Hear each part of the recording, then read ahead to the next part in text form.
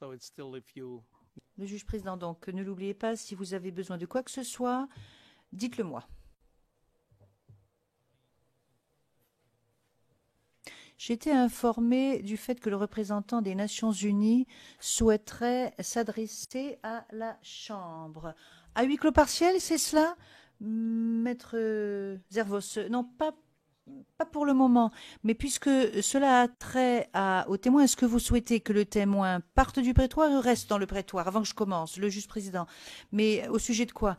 Monsieur Zervos, écoutez, c'est au sujet des consultations que je peux avoir avec le témoin. Je peux tout à fait le faire en sa présence, cela ne me dérange pas si vous le souhaitez. Le juge-président, mais je ne pense pas qu'elle doit le savoir. Monsieur Zervos, oui, tout à fait.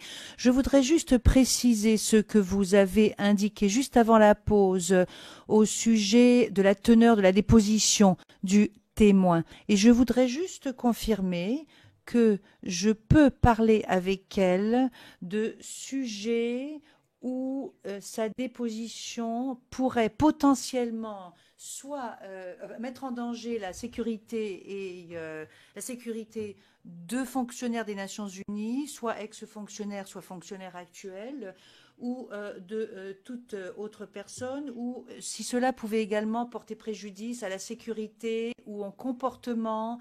Et là, je pense à toute opération actuelle ou future des Nations Unies, ou lorsque cela représente une infraction à cette obligation de confidentialité qui est quelque chose que les Nations Unies doivent respecter, et je pense à sa capacité en tant que représentante des Nations Unies. Alors, je voulais juste confirmer cela. Je voulais savoir si je pouvais la consulter au sujet de ce type d'aspect de sa déposition. Président Maître Altit. Merci, Monsieur le Président.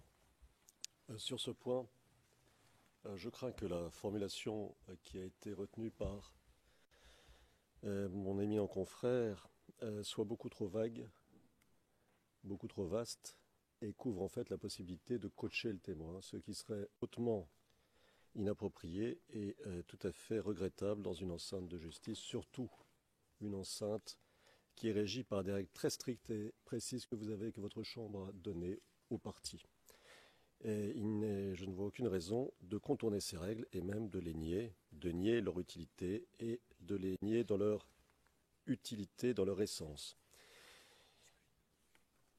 Le témoin, au moment de répondre, peut toujours se tourner vers le Conseil de l'ONU, et le Conseil de l'ONU peut toujours réagir, et ça devrait suffire, sachant que c'est à votre Chambre de prendre des décisions au cas par cas, comme cela avait été particulièrement bien précisé, expliqué dans votre décision. Et, véritablement, en ouvrant la voie à l'arbitraire d'un observateur étranger à la procédure, nous dénaturerions, me semble-t-il, l'esprit de la procédure et nous trahirions ce pourquoi nous sommes ici, c'est-à-dire découvrir la vérité.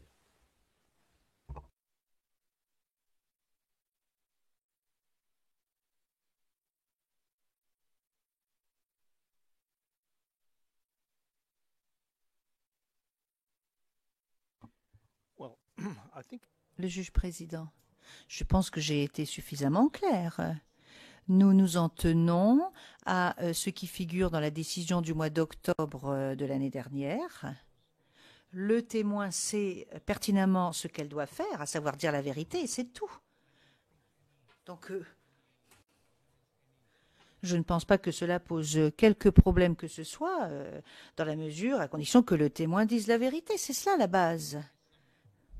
Alors certes, s'il y a des problèmes, elle me le dira et elle pourra demander à consulter qui de droit et nous prendrons une décision. Mais c'est tout à fait exactement la même chose que ce matin, rien n'a changé.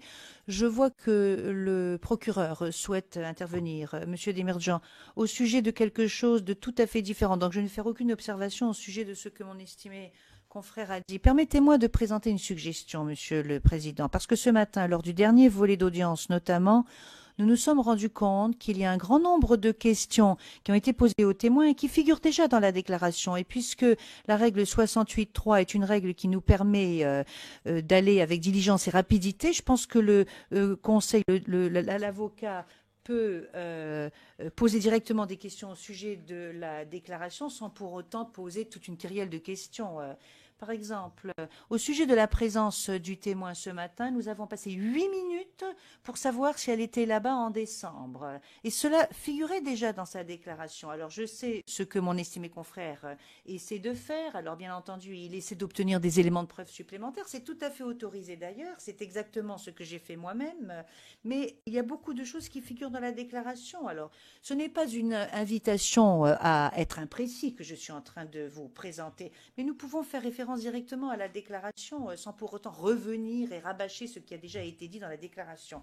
Et puis autre chose, la défense a déjà eu 3 volets d'audience aujourd'hui, 2 demain. Nous les avons déjà entendus pendant 1 heure et demie. Ça nous donne un total de 8 heures et demie pour ce témoin. Et nous avions estimé 5 heures si le témoin était venu en tant que témoin viva voce. Donc je ne veux pas faire d'observation à ce sujet, mais je souhaiterais que nous ne perdions pas de temps parce qu'il y a, je le répète, des questions qui figurent déjà dans la déclaration. Le président, et permettez-moi de rebondir sur ce qui vient d'être dit parce que il y a des questions qui peuvent être posées au témoin. Le témoin était bénévole au sein des Nations Unies, donc elle peut répondre à certaines questions, mais il y a des questions auxquelles elle ne peut pas répondre au vu de sa capacité au sein des Nations Unies. Ceci étant dit, Maître Altid, je vous invite à poursuivre et à continuer à poser des questions.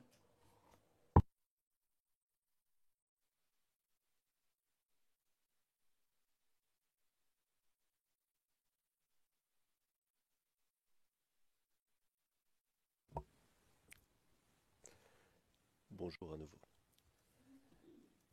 Comme tout à l'heure, vous n'hésitez pas, hein, même en cours d'échange, si quelque chose ne va pas, vous nous dites. Alors, nous sommes restés, au moment de la pause, aux 3 groupes dont vous aviez parlé, descendus du nord vers Abidjan. Vous en souvenez? Oui, c'est exact. Ma question est simple. À votre connaissance, ces 3 groupes ont-ils commis des exactions? Sur Abidjan? Soit à Abidjan, soit ailleurs. À votre connaissance, ces 3 groupes dont vous nous avez parlé ont-ils commis des exactions? Oui. Pouvez-vous préciser, pouvez-vous élaborer et nous donner des précisions sur les exactions que vous savez? À titre d'exemple, et pour des points que je connais, notamment par rapport au commando invisible, j'ai participé à l'opération de libération d'un prêtre qui avait été illégalement arrêté et détenu par le commando invisible, détenu au secret d'ailleurs, sans contact avec personne, et également avec la libération de, de, de séminaristes et de prêtres qui étaient au séminaire d'Anyama. Je ne sais plus si on appelle ça le grand séminaire ou le petit séminaire d'Anyama. Il me semble que c'est le grand, mais voilà. Donc, qui étaient aussi séquestrés. Après, je n'ai pas enquêté dessus, mais la division des droits de l'homme a fait des enquêtes, notamment sur ce qui s'est passé dans l'ouest du pays, et il y a un rapport public là-dessus. Je n'en sais pas plus que ce qui est contenu dans ce rapport public, donc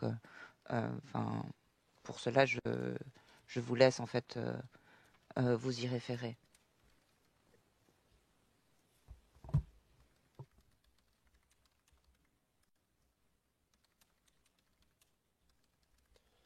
Merci. Ces séminaristes et ces prêtres, de quelle nationalité étaient-ils? Ils étaient tous ivoiriens. D'accord. Ou en tout cas, à ma connaissance, je n'ai même pas posé la question. Pour moi, c'était évident, en fait. Les preneurs d'otages, ceux qui les avaient kidnappés, qui étaient-ce? Les éléments du commando invisible. D'accord. quelle période à peu près l'incident ou les incidents ont-ils eu lieu?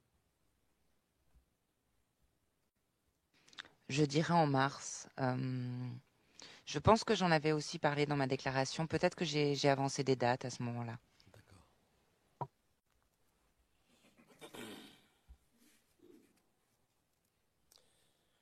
J'avais une question tout à l'heure. Quand vous avez été évacué à Boaké, vous vous souvenez, hein? Vous avez été évacué comment? Par la route, par l'avion, par...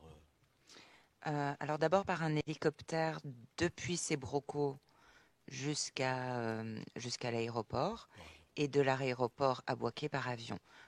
Je parle personnellement. Après, d'autres ont eu d'autres moyens d'évacuation. bien sûr.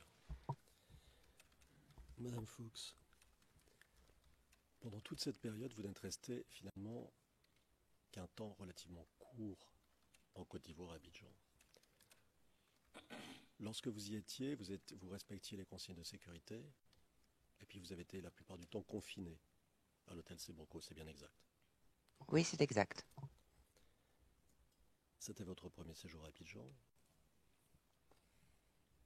Oui, effectivement. Vous ne connaissiez pas d'Ivoiriens, je suppose que vous n'aviez pas de réseau ivoirien avant de venir en Côte d'Ivoire.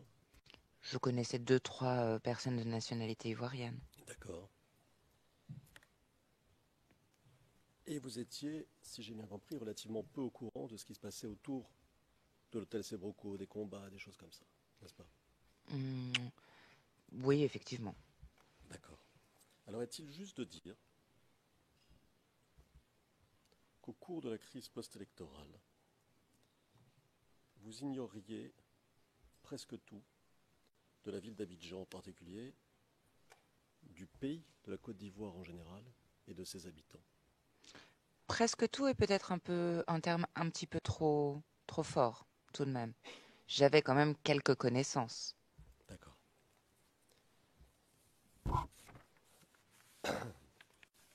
Alors, vous nous avez dit que vous faisiez du monitoring de vote quand vous êtes arrivé. Est-ce que je peux vous demander de quoi il s'agissait? Alors, je rectifie, pas du monitoring du vote, enfin du déroulement du vote, pas de vote, hein.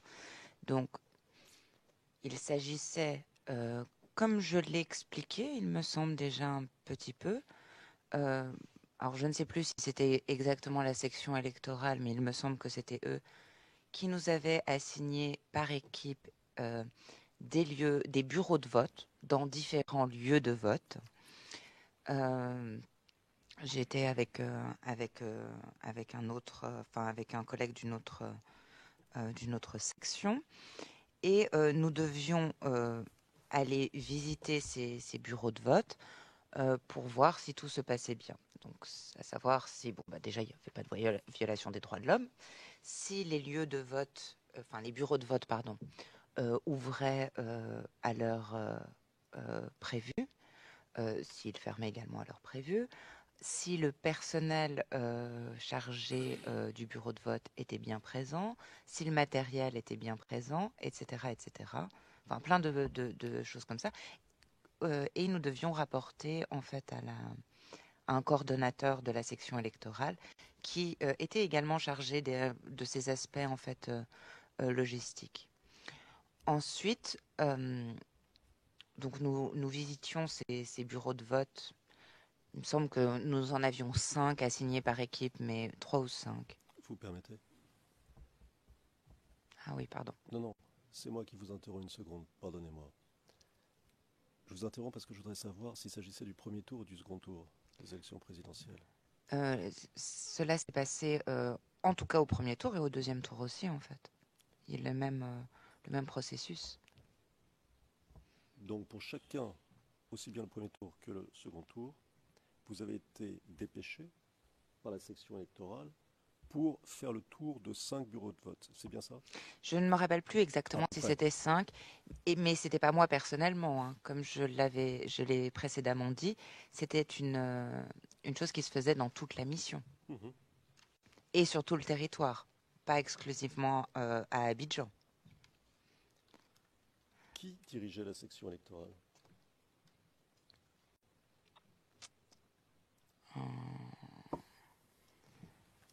J'ai une hésitation. Je ne sais plus qui était le chef ou qui était le l'adjoint. Je suis plus sûre à 100%. Alors je suggère quelque chose.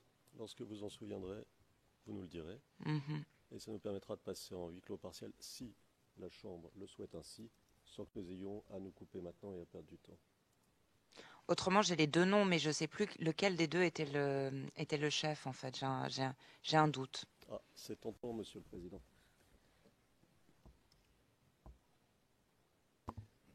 So let's go into. Le juge président. Eh bien, passons à huis clos partiel pour entendre les noms.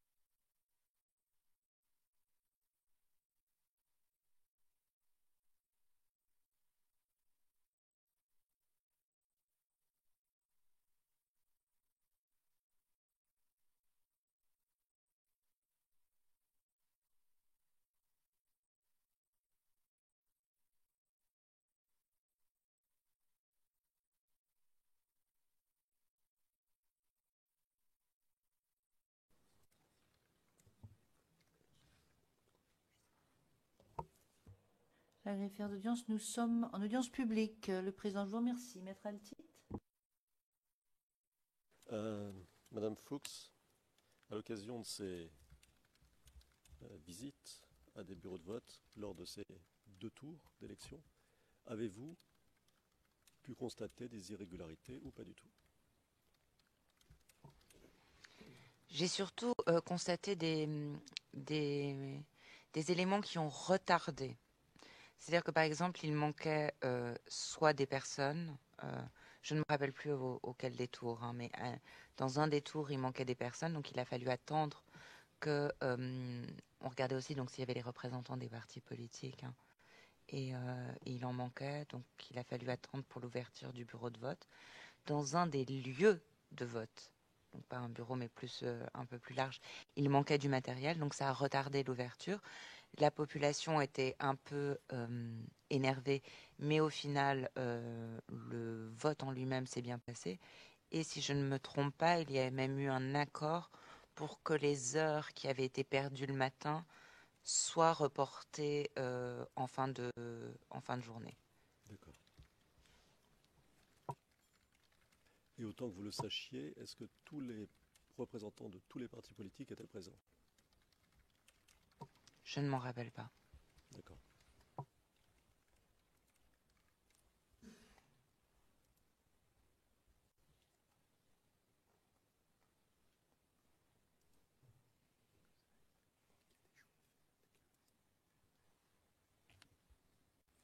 Lors de votre rencontre avec le procureur, avez-vous été interrogé sur ces points-là qui concernent les élections? Lors de ma rencontre avec le procureur, Avec ce procureur-ci, procureur de la Cour pénale internationale. mais je ne vois pas de quelle rencontre vous parlez en fait. Alors, Madame Fuchs, n'avez-vous pas rencontré le 6 février 2014 les représentants du bureau du procureur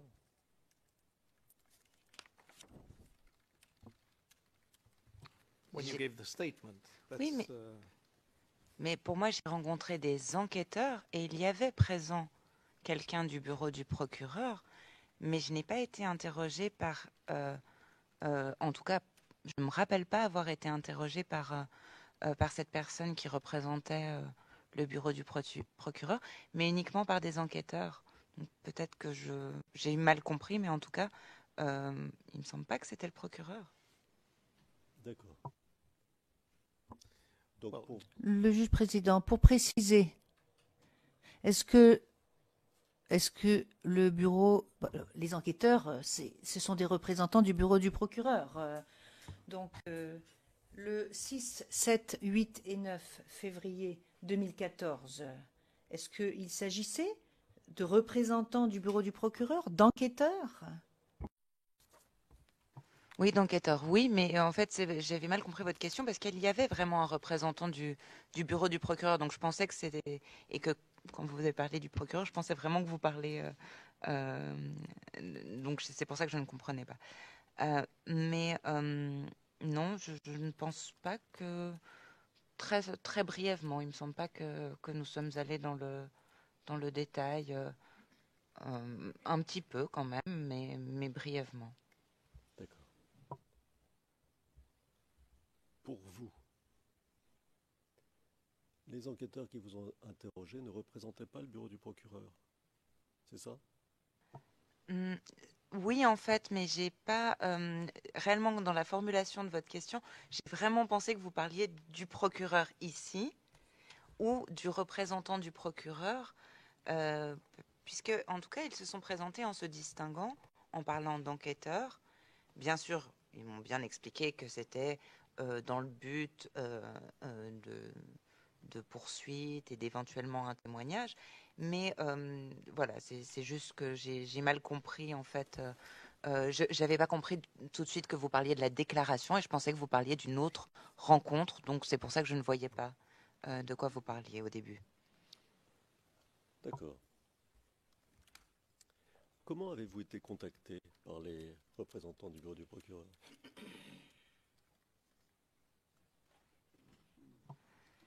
Je ne me rappelle pas exactement. Je crois que la demande a été envoyée euh, à New York et que le bureau des affaires juridiques de l'ONUCI m'a contacté pour savoir si j'étais intéressée, sûrement par l'entremise d'ailleurs de mon superviseur, ou pas de mon superviseur, en fait, du chef de la division des droits de l'homme. Après, dans les détails, je ne me rappelle pas exactement. Alors, vous me tendez la perche, Monsieur le Président, je suis désolé, il faut que je pose une question concernant un nom, donc je vais vous demander euh, l'autorisation de passer en session à huis clos partiel.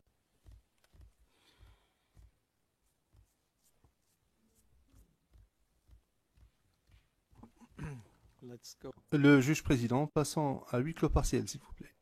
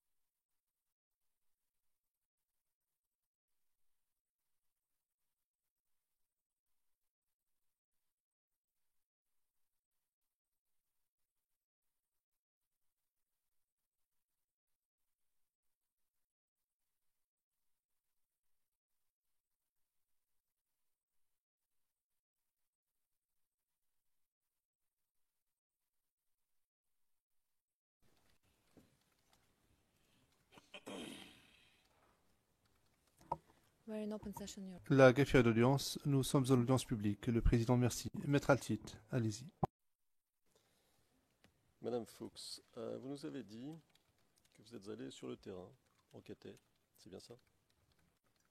Oui, exactement. Et si j'ai bien compris, vous y êtes allé à quelques reprises pour enquêter seul et à d'autres reprises avec un groupe. J'ai bien compris. Non, ce n'est pas ça. Je ne suis jamais allée enquêter seule. On a toujours été en groupe. Après, c'est la composante de ce groupe qui changeait, si vous voulez. D'accord. Alors, je vais vous poser des questions très rapides pour avoir une idée. À votre avis, combien de fois êtes-vous allé enquêter sur le terrain? À cette époque-là, Entre la période donc de décembre à avril, on dira.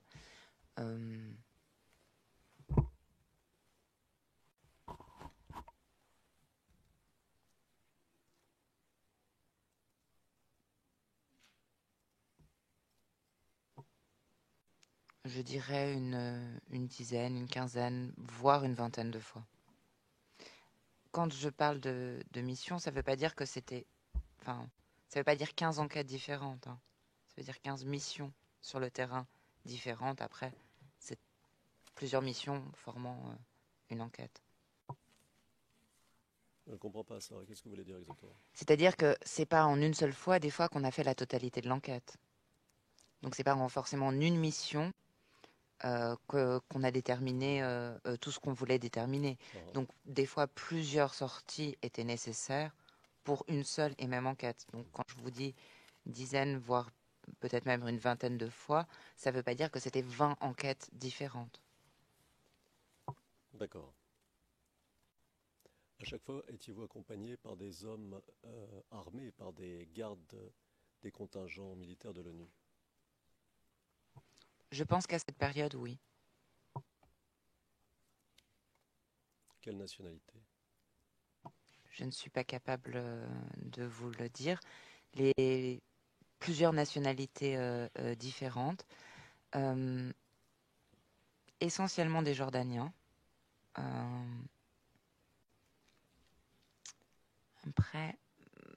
Après, c'est compliqué de déterminer les nationalités exactes.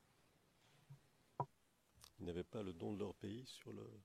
C'est ce que j'essaie de me souvenir, mais comme j'ai aussi après dû faire des missions des fois sous escorte en dehors de cette période, j'arriverai pas à vous dire en étant sûr à 100% que les contingents dont je parle, c'était exclusivement à cette période et pas une autre. Ah oui, une fois, il y avait un contingent Bangladesh, ça par contre, je me rappelle. Et ensuite, j'ai des doutes. Il me semble sénégalais, mais je ne suis pas sûre à 100%. D'accord.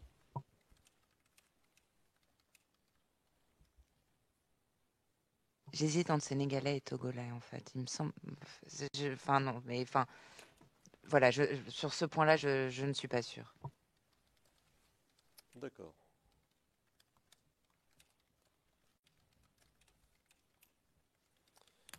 Alors, Madame Fuchs,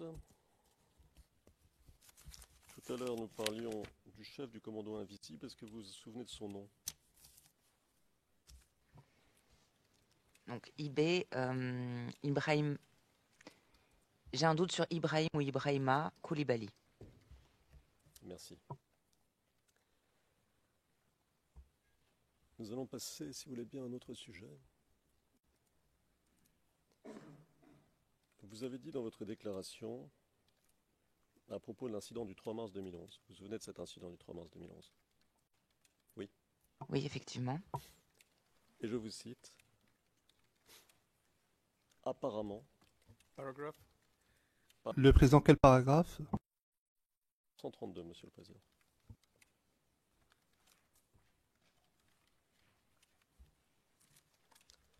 Je vous cite. Apparemment, il y avait 2 véhicules blindés, dont un de la BAE. Ça, c'est identifiable parce que c'était écrit BAE sur le véhicule. Vous vous souvenez d'avoir dit ça? Oui, je m'en rappelle. Est-ce que vous avez pu recouper cette information?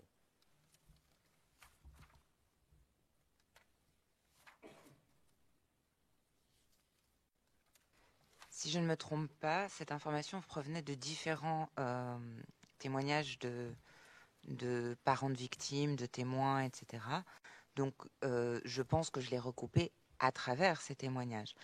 Après, j'imagine aussi qu'il y a eu un rapport sur cet incident des Nations Unies et que là, l'information qu'on a gardée sur la fin devait être cette information avec les différentes données recoupées. Donc oui, j'ai recoupé cette information avec d'autres témoignages. Maintenant, je ne peux vous parler que de cette partie que j'ai faite. Bien sûr. Madame Fuchs, nous allons vous montrer une vidéo. C'est le numéro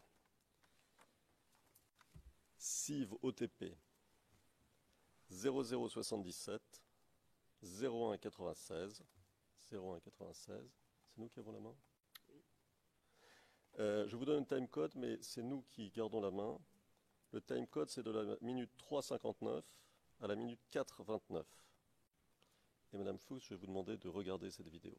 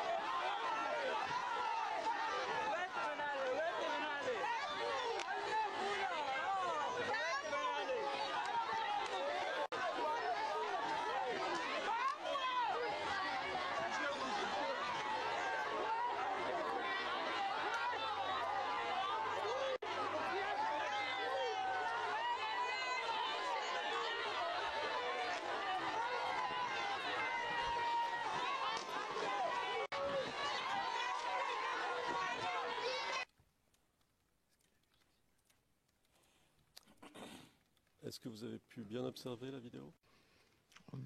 Je ne sais pas si c'était bien observé, mais en tout cas, j'ai pu voir rapidement les images que vous avez voulu montrer. Vous voulez qu'on la repasse au ralenti? Si la question Enfin, posez votre question, on verra s'il est nécessaire de la revoir au ralenti.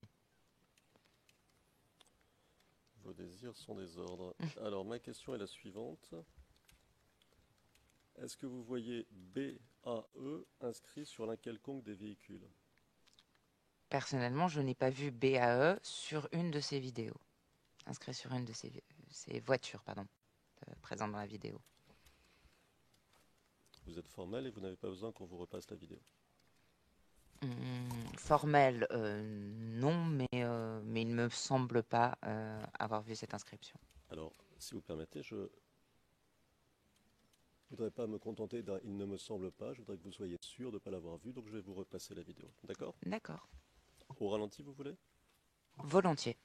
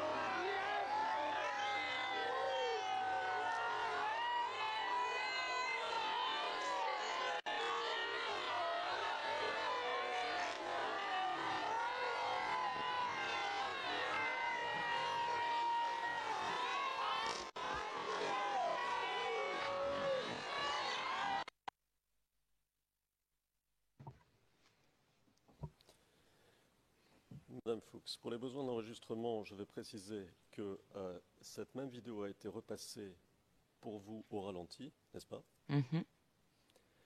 C'est un oui. Oui, pardon, excusez-moi. Et je vais vous reposer ma question. Avez-vous vu sur l'un quelconque des véhicules inscrit BAE? Alors, la réponse risque d'être relativement la même parce que j'ai un doute sur un des véhicules. Celui où il était écrit police, je n'ai pas réussi à déchiffrer ce qui était écrit à l'arrière du véhicule. Alors, soit on peut éventuellement retourner quelques secondes en arrière et peut-être mettre un petit temps d'arrêt.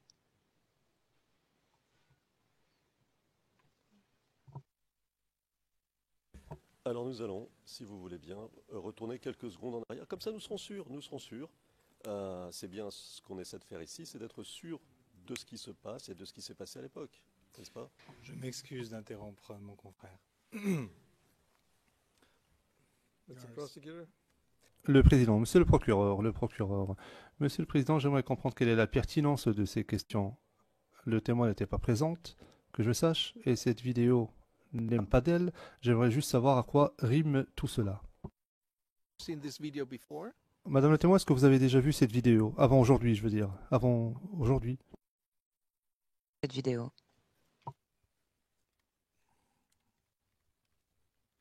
La seconde fois, en fait. Maître Altit, Le président mettra le titre. what is... Quel est... Je pense que le témoin a déjà répondu à la question. Euh, Vous lui avez demandé si elle était en mesure de lire ces lettres-là. Elle a dit que non. Oui. Monsieur le Président, nous allons avancer. Alors, Madame Fuchs.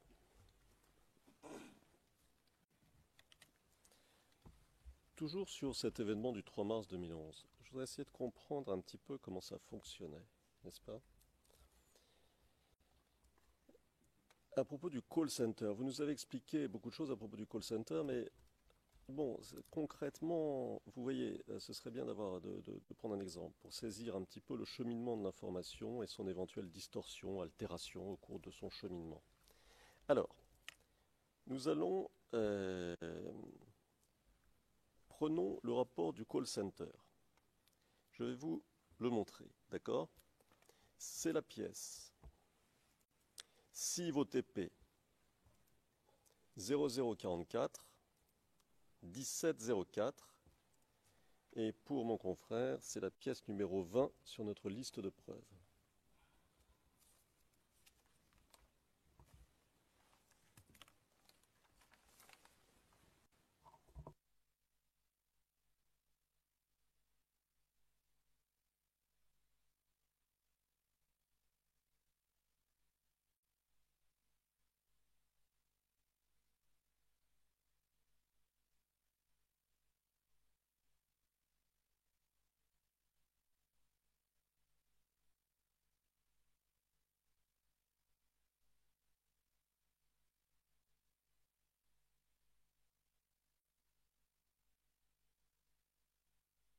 Monsieur le Président, je précise pour le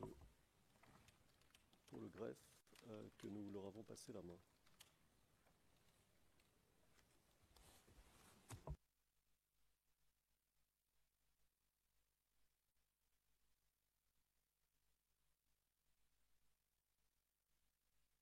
Si c'est compliqué, on peut le montrer nous.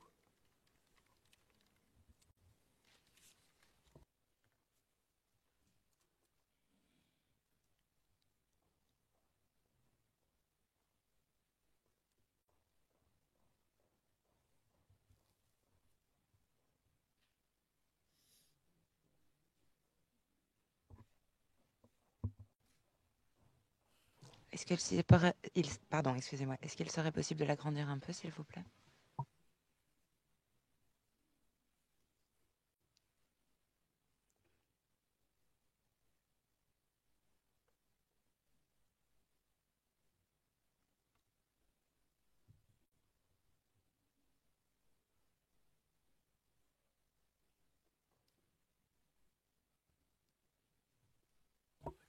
Merci. Madame Fuchs. Alors, est-ce que vous reconnaissez ce document? Oui, effectivement, il me semble reconnaître ce document. Il faudrait descendre complètement pour être bien sûr. On va descendre.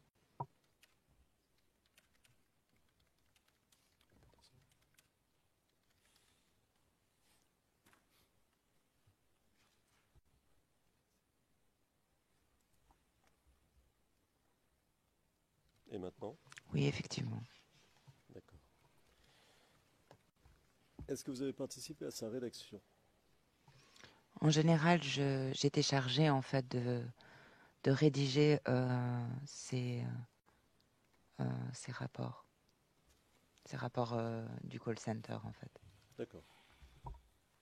Alors, si on regarde ce document, on note 2 appels apparemment en lien avec la marche des femmes, le numéro 23 qui est en bas de la page 3 et le numéro 24 en haut de la page 4. Vous êtes d'accord?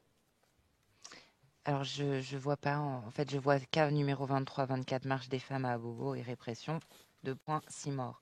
Mais je ne vois pas les cas en question. Alors, je vais demander au greffe s'il est possible de descendre un peu.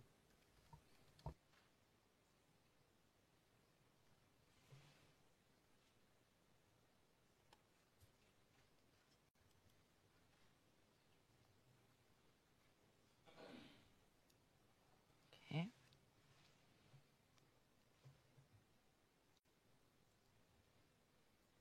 Alors, vous voyez le premier, Oui, qui est le numéro 23, signale que les femmes sont en train de marcher. Vous voyez ça? maintenant moi j'en suis au 24, mais je l'ai vu tout à l'heure. D'accord. Et le 24 aussi, on est bien d'accord? Oui, oui. Donc ces deux-là Mhm. sont apparemment en lien avec la marche des femmes. Vous êtes d'accord, 23 et 24? Effectivement. Parfait. Est-ce que je pourrais retourner sur le 23 2 minutes, s'il vous plaît? Ok. Ok. Et le 24? Parce que j'ai pas regardé l'heure, en fait, sur les 23 et 24, en fait. C'est bon? Oui. D'accord. Alors, pour les 2 incidents, le nom de la personne est expurgé en partie. Mhm. Pour le numéro 23, c'est une personne qui s'appellerait Dico. Mhm. Et pour le 24, c'est une personne qui s'appellerait Adams. C'est bien ça? Oui. Bien que je pense que la personne a voulu écrire Adam, mais c'est possible que c'était Adams. D'accord. Est-ce que vous pouvez nous donner plus d'informations sur ces personnes, sur les 2 personnes? Non. D'accord. Est-ce que vous avez fait un suivi auprès de ces personnes? Hmm. Je n'ai pas souvenir que j'ai été en charge de ces suivis. D'accord. Alors maintenant, nous allons prendre les rapports de suivi qui ont été rédigés. Mhm. Alors, le numéro est le suivant. En fait, il y a 2 numéros. CIVOTP 0044 1745 1745 et CIVOTP 0044 1740. Ce sont, pour mes confrères, les pièces numéro 22 et 23 de notre liste de preuves. Alors on va prendre, si vous voulez bien, le premier, 1745, c'est-à-dire la pièce numéro 23 sur notre liste de preuves.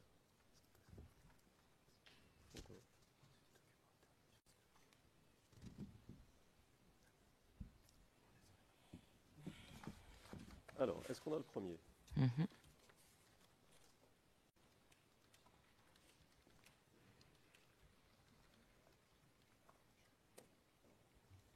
Alors, sur le premier, il est indiqué comme personne contact une certaine Madame Touré. Vous êtes d'accord?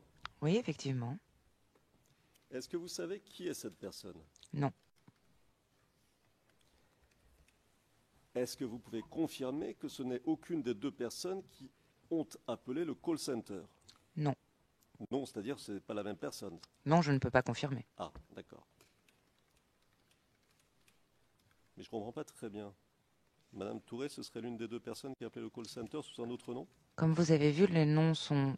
Premièrement, les noms sont en partie caviardés. Mhm. Donc, enfin, je n'ai pas l'intégralité du nom devant moi, donc je ne sais pas, peut-être. Première chose, ça. Et après, peut-être que aussi, c'est des problèmes de compréhension. Enfin, franchement, je ne sais pas. Donc, je ne peux pas vous confirmer en étant sûr à 100%, puisque ce n'est pas moi qui les ai eus au téléphone, que c'était deux personnes différentes, ou qu'il s'agissait d'une seule et même personne. Mhm. Alors, ce que vous nous dites, pour être clair, j'essaie de comprendre, hein. Can you just slow down? Le président, veuillez ralentir, s'il vous plaît.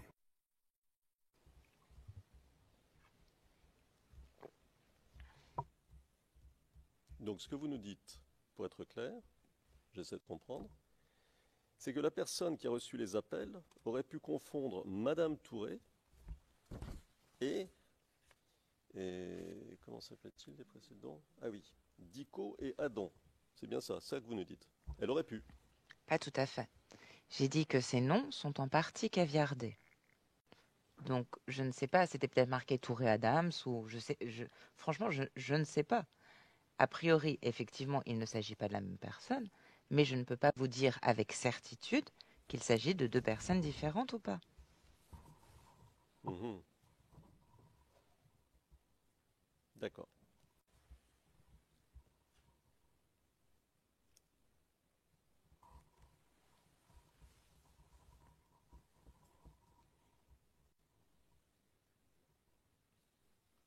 Vous êtes sérieuse? Oui. D'accord.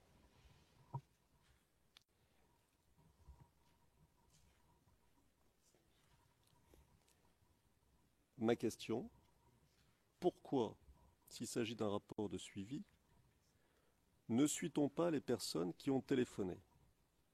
Sous la réserve que vous avez dite, pourquoi pas? Il pourrait y avoir Touré-Adam. Madame Touré qui s'appellerait Adam. Mais admettons, pour les besoins de la démonstration. Donc pourquoi, dans ce cas-là, le rapport de suivi ne fait pas mention de Monsieur Dico? Ou le contraire? En règle générale, ces rapports de suivi, c'est un rapport par une personne appelée, en fait. Donc, il devrait y en avoir, en fait, plusieurs sur cette même date. Je comprends pas. Qu'est-ce que vous voulez dire? Soit, en fait, si vous voulez, une page, ça correspond normalement à une personne appelée. Donc, soit il y a plusieurs rapports de suivi, puisque là, il y avait en tout cas 2 appels. Donc, soit il devrait au moins y avoir deux rapports différents, soit au sein d'un même rapport, il devrait y avoir au moins 2 pages. D'accord. Donc ce que vous nous dites, c'est que toute personne appelant le call center était systématiquement rappelée. C'est ça que vous nous dites là? Non, mais a priori, j'ai pas dit forcément. J'ai dit normalement, il devrait. Ah, devrait, ça veut dire que ça doit être. Oui, mais c'était sur certains incidents. Ce que je veux dire, c'est que c'est pas sur tous les incidents Mmh. qu'on rappelait systématiquement toutes les personnes. D'accord. Ce rapport-là, qui parle de Madame Touré, est-ce qu'il est daté? Est-ce qu'on pourrait remonter éventuellement, s'il vous plaît?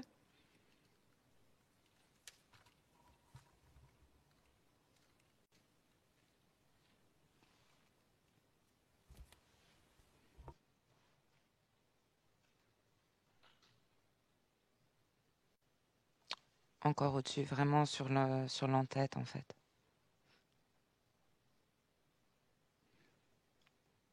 Non, je ne vois pas de date.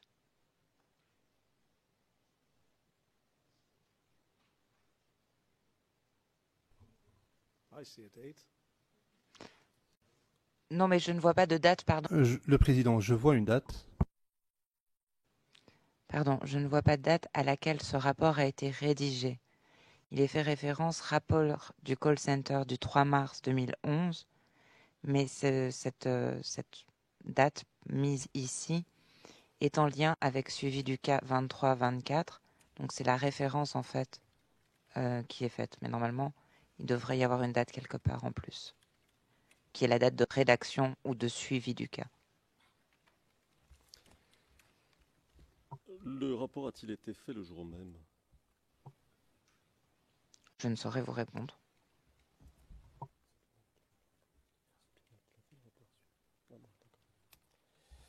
Et vous avez fait un rapport à partir de ce rapport-ci, n'est-ce pas? Non, personnellement, je ne pense pas que j'ai dû faire un rapport à partir de ce rapport-ci.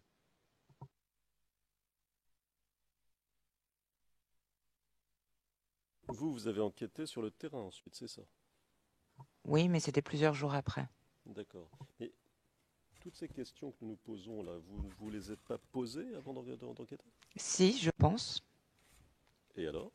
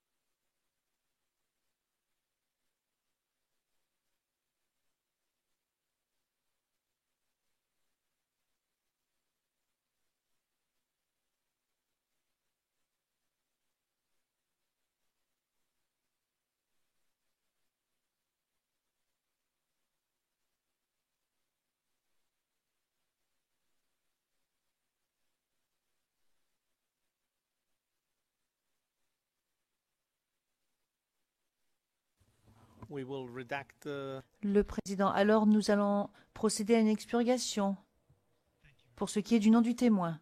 Monsieur Zervos, je vous remercie beaucoup. I just want to make sure again that the document is not. Je voudrais m'assurer que le document ne soit pas diffusé. C'est un document confidentiel. Le président, non, il n'est pas diffusé. Donc le problème est réglé. Le document n'est pas montré au public. Nous sommes les seuls à le voir. Monsieur Desmaisons, oui, mais le nom a été prononcé. Le président, oui, le nom, mais pas l'organisation, me semble-t-il. Donc, enfin, quoi qu'il en soit, nous allons procéder à une expurgation. Maître Altide, je vous en prie. Merci, Monsieur le Président. Alors, cette personne, et nous sommes, oui, en audience publique, cette personne, est-ce la personne qui a appelé le call center? Excusez-moi. A priori, non. D'accord.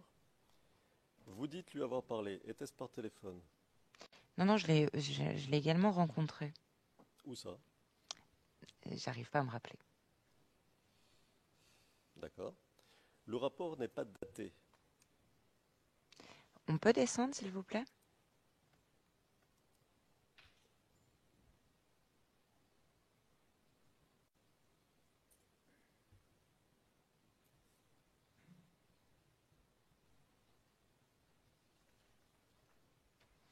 Est-ce qu'il serait possible de descendre en bas de la page, s'il vous plaît?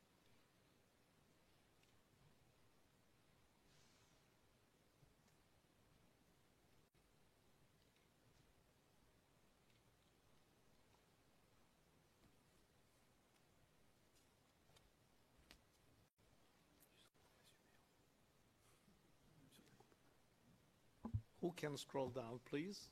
Le président, qui peut faire descendre le document? Est-ce qu'il s'agit d'un document d'une seule page? More. Non, effectivement, il n'est pas daté. D'accord. Alors, nous avons 2 rapports de suivi, Mhm. sans date. Et donc, on ne sait rien, on est sûr de rien. Est-ce que c'est une pratique commune? Your Honors, Émergent, Monsieur le Président. Monsieur Émergent, je m'excuse d'interrompre mon estimé confrère, mais là je ne comprends pas très bien parce que les 2 documents ont une date. Or, on nous dit qu'il n'y a pas de date. Je comprends très bien la distinction qui a été faite avec la date en haut et la date là où cela a été expurgé, mais quelles sont les conclusions que l'on peut dégager à ce sujet enfin, je ne vois pas très bien où tout cela nous mène. Et puis une dernière chose. Dans le paragraphe 69 de la déclaration du témoin, il y a une précision au sujet des dates. Je ne sais pas si mon estimé contradicteur a pris cela en considération, le président. Certes, il y a une date, mais une date qui correspond à l'appel téléphonique, et ce n'est pas la date du rapport. Ce n'est pas la date à laquelle le rapport a été rédacté. Bien sûr que le rapport a été rédigé. Bien sûr que le rapport a été rédigé après l'appel téléphonique. Mais vous faisiez référence à quel paragraphe, monsieur? Monsieur Demirjan, au paragraphe 69. Là, il y a une précision qui est apportée au sujet des dates, justement, de la question des dates. Et au paragraphe 70 également. Là, il est indiqué quand le document a été rédigé, donc tout est indiqué là-dedans. Le président, écoutez, vous aurez la possibilité de demander de plus amples précisions si la défense ne demande pas de précision maintenant. Vous pourrez le faire plus tard. Oui, maître Altide, je vous en prie. Le dépôt dossier sous l'article 68 est une chose, Monsieur le Président. Le témoignage en est une autre, n'est-ce pas? Et donc, c'est une réponse à mon estimé confrère. Et l'autre, où cela nous mène-t-il? À ne pas avoir de rapport utilisable si ce n'est pas daté. Alors, on va continuer. Si vous Il y avait quand même une date, mais pas affichée sur le document. Alors, si vous permettez, je vous pose des questions. J'aurais pu vous demander d'enlever vos... Mais essayons d'avancer le plus vite possible, je crois. Alors, toujours dans ce rapport, il est indiqué dans les recommandations de vérifier la teneur de l'information. Est-ce que cela a été fait à votre connaissance? Dans les recommandations, donc sur ce document,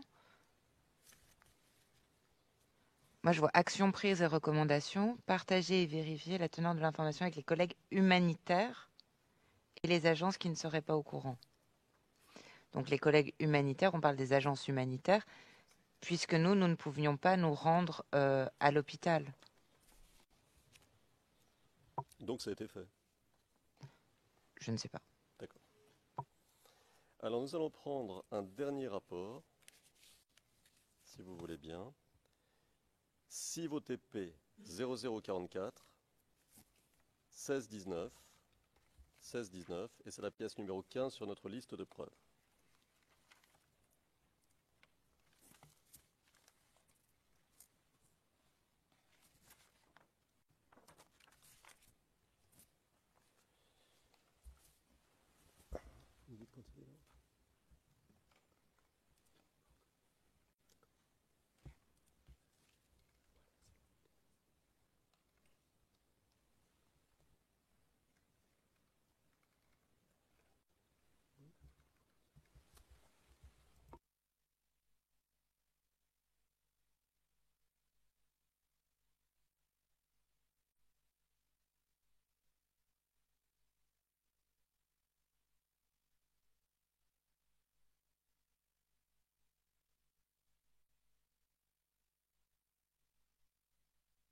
Alors Madame Fuchs, vous avez le rapport sous les yeux.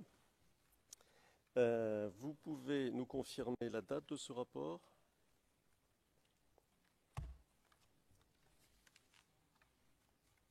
Pardon, excusez-moi, j'ai oublié d'allumer le micro. Il faudrait descendre déjà jusqu'à la fin.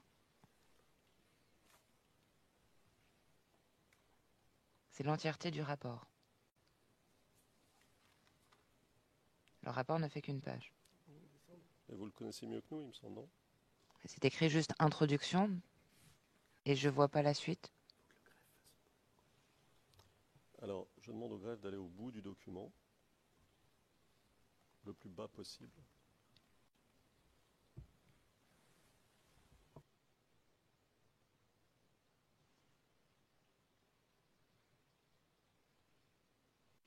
Le document fait 3 pages. Oui.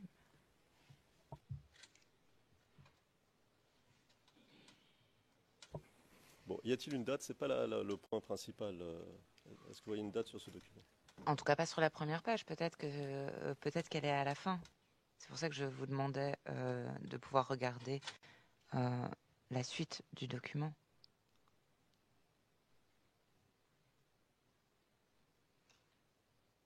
Là, vous avez la dernière page sous les yeux, n'est-ce pas? C'est en train de charger. D'accord. Ah, non.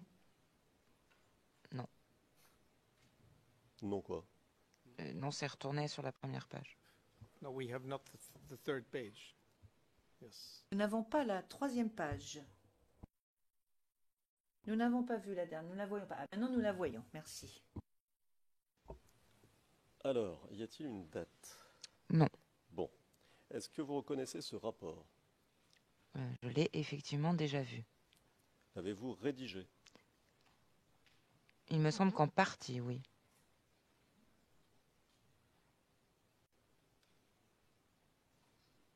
Y a-t-il une différence pour vous entre l'avoir vu et l'avoir rédigé? Ou en partie rédigé? Il faudrait vraiment que je le regarde dans le détail pour vous dire si je l'ai rédigé ou pas.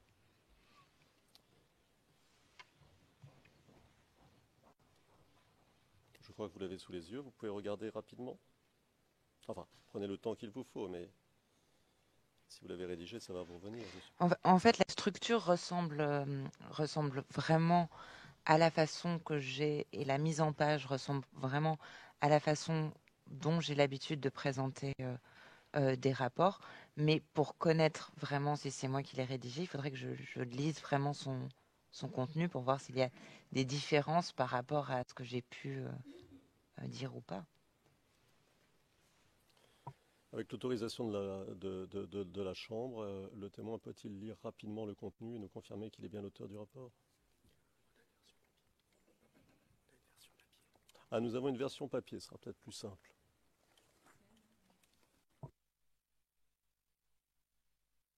Yes, please. Oui, je vous en prie. Monsieur l'huissier, Est-ce que vous pourriez remettre la copie papier au témoin? Merci.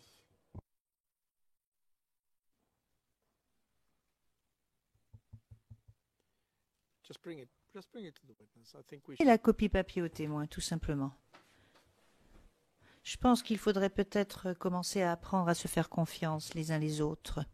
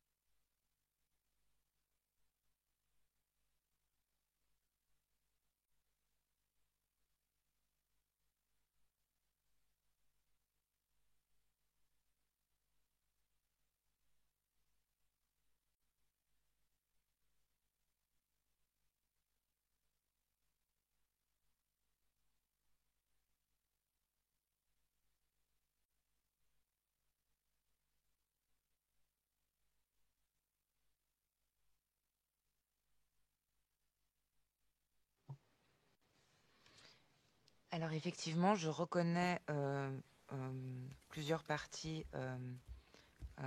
que j'ai rédigées. Donc, je pense qu'effectivement, c'est moi qui ai rédigé ce document. D'accord. Alors, nous avons les appels au call center de tout à l'heure. Nous avons les 2 rapports de suivi. Et nous avons ce rapport spécial. On est d'accord? Oui, Bah oui, c'est ce qu'on vient de voir ensemble. oui, enfin de ce qu'on a vu, oui. Quel est le rapport entre ces 3 sources? Pourquoi un rapport spécial? Quel est le lien entre le rapport spécial et les 2 rapports de suivi? Qui fait quoi? Vous voyez, mais très rapidement, si vous voulez bien. Ah d'accord. Oui, alors maintenant je vois ce que vous enfin ce que vous voulez comprendre. Le rapport spécial, en fait, c'est le document plus ou moins final. Après, je sais pas si, comme je vous le disais, enfin, je rédige des parties, enfin, je fais des mises en forme. Après, je prends aussi enfin, en compte ce que mes superviseurs me disent et tout ça. Après, je ne sais pas s'il y a eu des modifications sur la fin ou sur 2-3 petites choses. Mais voilà, donc le rapport, en fait, le rapport spécial ou le rapport de mission, c'est le document qui normalement reste. Toute cette phase du call center, des suivis, ce sont des éléments qui vont servir à nourrir un rapport final, en fait. D'accord. C'est en fait une chronologie que vous cherchez, si je ne me trompe pas. C'est la manière dont s'agence l'organisation du travail entre qui et qui et comment chemine l'information. D'accord. Donc, en fait, le rapport du call center, ces suivis de cas sont partagés à un certain nombre de personnes. Et après, qui sont allés notamment faire des missions de terrain. En tout cas, en l'occurrence, là, je me rappelle que une des personnes a... Enfin, voilà. Et à la fin, ce qui est élaboré, ce qui reste vraiment, ce qui est le document que nous, on considère en tout cas comme le plus important parce que le plus développé, c'est le rapport de mission ou la rapport spécial. Parce que voyez-vous, tout n'est pas toujours très clair. Ainsi, au paragraphe 2 de ce rapport, il est indiqué, et je cite, Le centre d'appel de l'ONUCI a pu recueillir de nombreux appels désespérés venant de plusieurs habitants d'Abobo relatant les mêmes faits. Fin de citation. Oui, effectivement. Mhm. Pourtant, le rapport du call center ne mentionne que 2 appels à 5 minutes d'intervalle. Donc la question que l'on est en droit de se poser, c'est où sont les autres appels?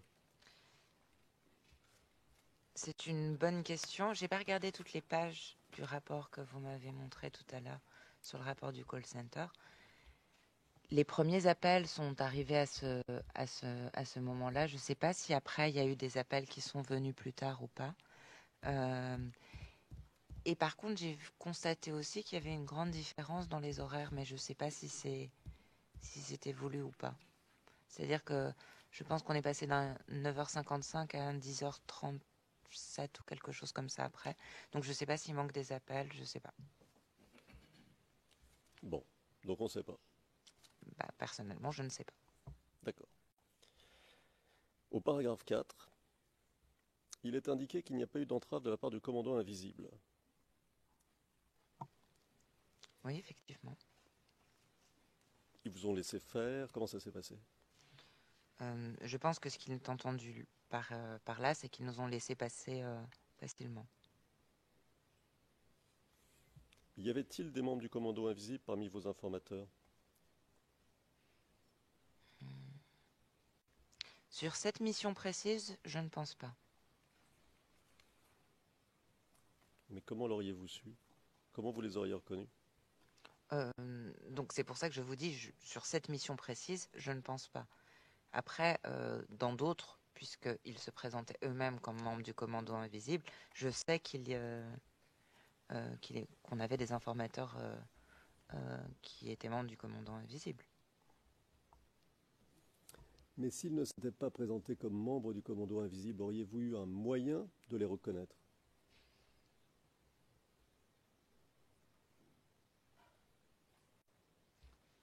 Au milieu des victimes et des témoins, donc, par exemple. Ou des informateurs par téléphone, ou des... Par exemple. Je ne sais pas, non, je ne pense pas. D'accord. Dans votre déclaration, vous disiez au paragraphe 144 qu'ils étaient présents sur toute la route d'Abobo.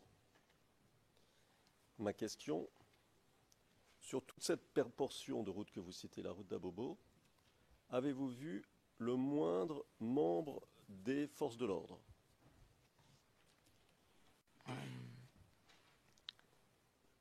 Alors, je ne sais pas à quel moment je l'ai dit exactement dans ma déclaration, et si c'était lié à cet incident. En fait, tout à l'heure, on parlait des rapports de force. Le commando invisible et les FDS tenaient un bout de la route, et ce bout de route, si vous voulez, bougeait, je dirais pas quotidiennement, mais en tout cas régulièrement. Et chaque fois que je suis partie en mission, j'ai pu constater que soit le commando invisible avait cette partie de la rue, soit non. Donc, à ce moment précis, je ne me rappelle pas. À moins que je l'ai dit dans la déclaration, parce que là, peut-être que j'avais plus d'informations. D'accord. Donc en fait, le front bougeait et vous étiez au courant des modifications du front, c'est ça? Moi, personnellement, je n'étais pas au courant des modifications du front, mais en allant sur le terrain, elles étaient visibles.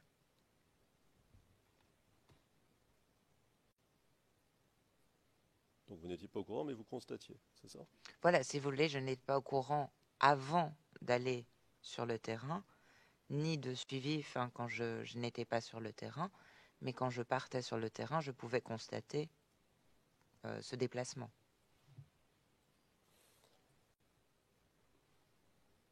Ça ne vous intéressait pas de savoir dans une zone contrôlée par qui vous vous rendiez? J'avais d'autres tâches à faire. D'accord. Au paragraphe 9, le rapport évoque les violations constatées. Je cite, violations constatées. Pourtant, vous n'avez jamais vu les corps, n'est-ce pas?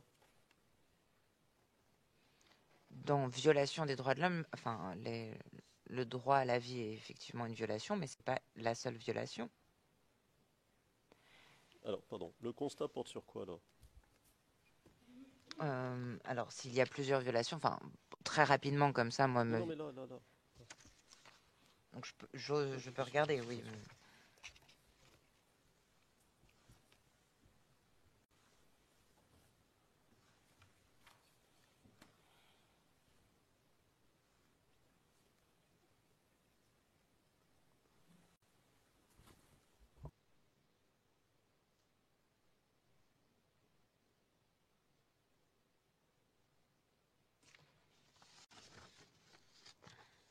Oui, donc il y avait effectivement, il est fait mention de la liste des personnes décédées, mais il y avait également des blessés. Et alors là, il n'en est pas fait mention.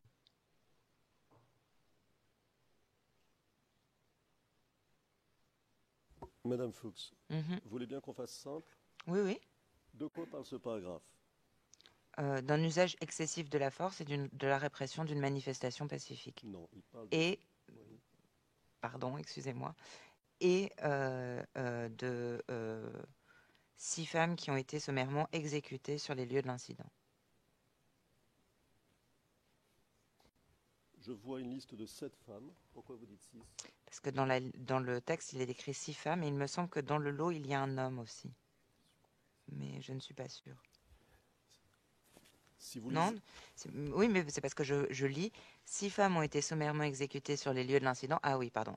Et une a succombé à ses blessures sur le chemin de l'hôpital. Je n'avais pas regardé la phrase jusqu'au bout. De quoi parle le paragraphe? Je me répète encore une fois. De la répression pacifique, d'une manifestation pacifique, d'un usage excessif de la force et de 7 femmes, pardon, je me corrige, qui sont décédées. D'accord. Sur quelle personne dans ce paragraphe porte l'usage excessif de la force dont vous parlez? Laissez-moi bien lire. Sur la foule composée de femmes qui ne brandissaient que des branches d'arbres. Et comment on le sait? D'après le paragraphe. Comment on le sait par rapport... Répétez, pardon, excusez-moi. Comment le sait-on? Comment le sait-on? C'est ce qui est écrit. Non. J'ai pas compris votre question, je pense.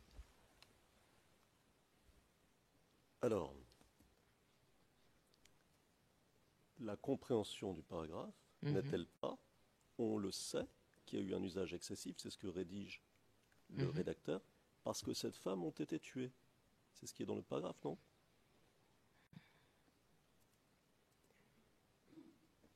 Non. Ah bon. Enfin, il me semble pas que c'est ce qui est écrit. Ce lien de corrélation, je ne le vois pas en tout cas dans ce paragraphe. D'accord. Donc le constat ne porte pas sur les femmes tuées. Il porte sur d'autres choses.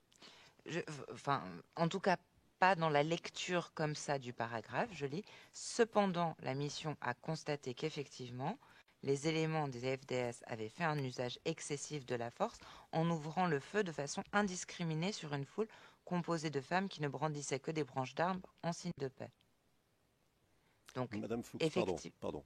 Elle l'a constaté comment, la mission? Ce n'est pas uniquement la mission. On parlait de plusieurs éléments. Réellement, je pense que je ne comprends pas votre question. On va avancer. Excusez-moi. Wait. Président, attendez.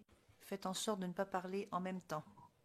Et de toute façon, nous sommes quasiment arrivés au terme de notre journée.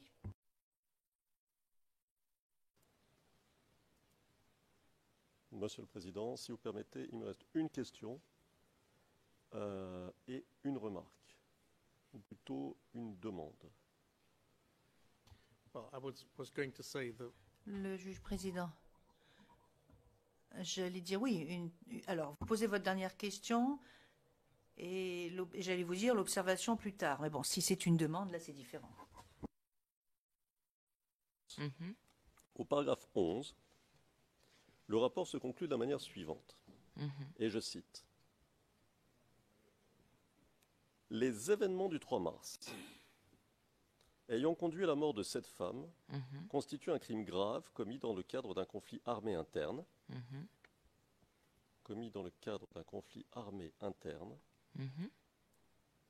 opposant les FDS aux commandos invisibles.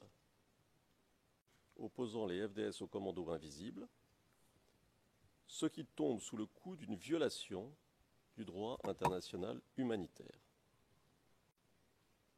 Fin de citation. Je me tourne vers les traducteurs pour savoir si ils ont pu tout traduire.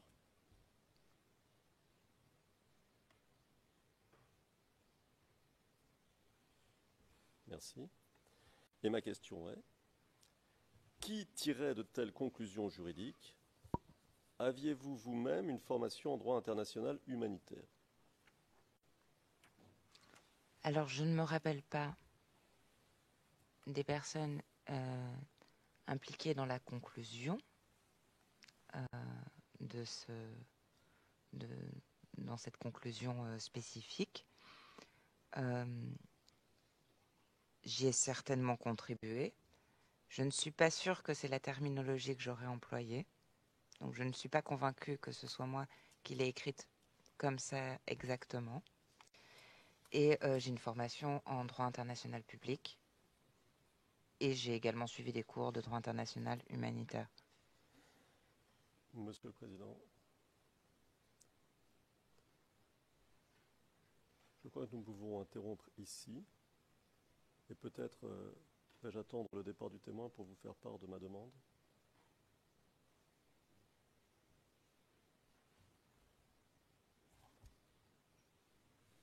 Okay, so Le président, bien. Donc nous avons terminé pour aujourd'hui, madame. Nous reprendrons demain à 9h30. Je vous remercie. Et je vais demander à monsieur l'huissier de vous accompagner hors du prétoire, ainsi que le représentant juridique des Nations Unies. Et ensuite, je vais donner la parole à Maître Altit.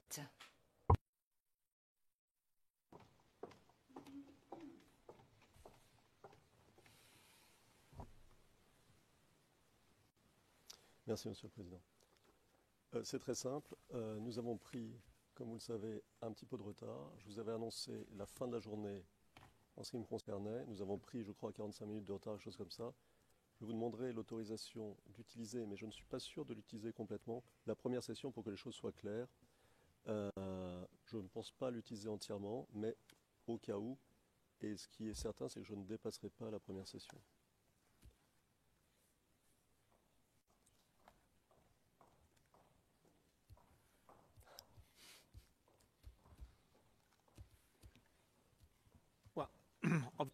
Le juge président, évidemment, la dernière chose que la Chambre souhaiterait faire, c'est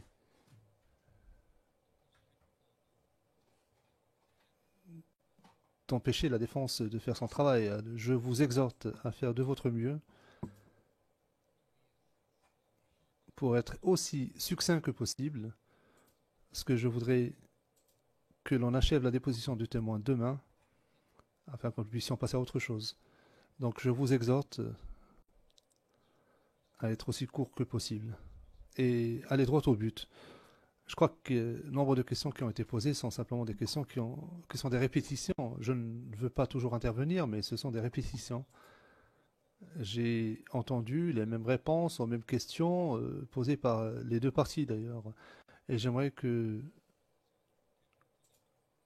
vous ne fassiez pas cela demain. Je vous accorde donc le temps dont vous pensez avoir besoin, mais soyez aussi succinct que possible. L'audience est levée. Nous reprendrons demain à 9h30.